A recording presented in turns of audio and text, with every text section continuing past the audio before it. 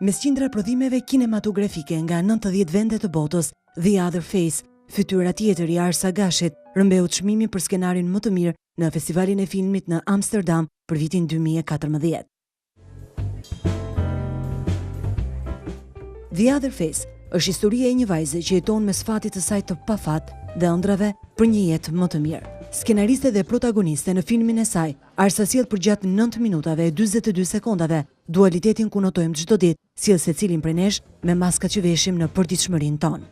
Filmi është pothuajse i gjithi me maska, përveç dy momenteve ku janë dhe dy nga pikat më kulminante ndoshta të jetës së njeriu, ku është momenti i varfërisë, ku vajza manifeston gjendjen e saj të tmerrshme, e ulur në një cep rruge duke ngrënë një kothere të thatë buke, dhe pjesa tjetër është momenti kur ajo del nga deti, ajo është zhytur, dhe këtu janë vështirësitë e jetës. Dhe këto janë dy momente që njeriu nuk vendos maskë, sepse i mjafton maska e tmerrit që është duke përjetuar. Shumë më herët se skenari të ngjizej, Arsa e kishte hedhur gurin e parë të themelit. Bashkëpunëtorja e saj e parë do të ishte madhja Tinka Kurti.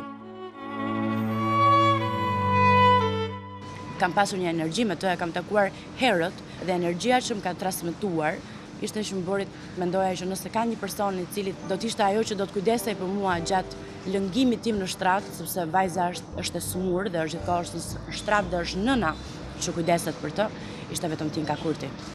I xhiruar në 4 vende të Shqipërisë, në Tiranë, Shkodër, Elbasan dhe Karaburun, The Other Face është i pafjalë. Është muzika ajo që flet, dhimbja të flas vet. Zëri duhet dhe nuk duhet ndonjëherë në jetë, për arsyeën e vetme sepse unë mendoj që emocionet flasin më shumë. Pas filmit të parë, që u kurorëzua edhe me një çmim, tashmë Arsa është në përgatitje të një filmi tjetër, këtë herë artistik.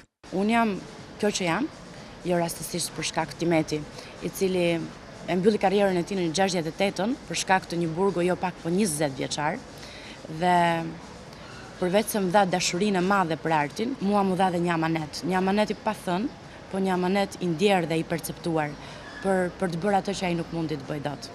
Dhe unë uroj shumë t'ja dalë mban.